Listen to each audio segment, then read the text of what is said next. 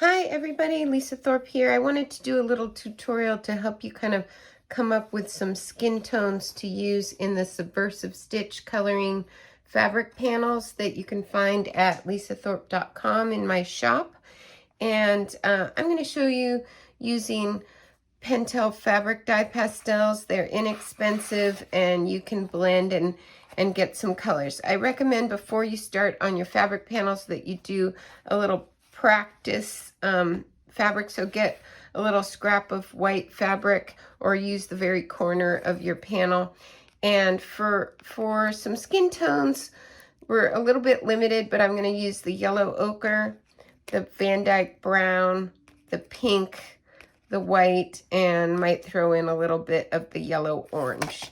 So first, it's always good to just put down a light layer.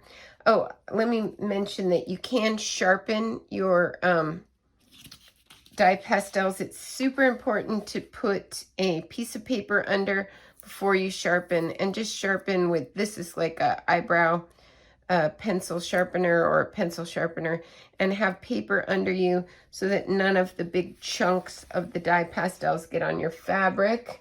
I'll show you what happens if that happens. Right there, I got a chunk on there and that blew that. So you want to make sure these shavings are way out of the way of your fabric. So it's always good to just lay down a very light layer starting from light to dark. I'm going to do this Van Dyke brown, the yellow ochre, and the pink, just starting with that. And then my iron is on cotton, and I have a piece of parchment paper here and an ironing pad underneath, and I'm just gonna iron that. Once it's ironed, it's permanent. So that's my first layer. Now that the fabric's warm, the dye pastels kind of go in even easier into the fabric, and I can darken this. I can have the edge be dark. I can come in with colors on top like this. I can put in multiple thin layers to try and get some different tone effects. So just building up, playing, seeing what you like, iron, and repeat. I've had a pretty light hand on these images. I just putting a light colorizing in. You can also use the white to do some blending. You can see it can be quite dark or light like this, so play around with that, what happens when you blend it. Here's dark.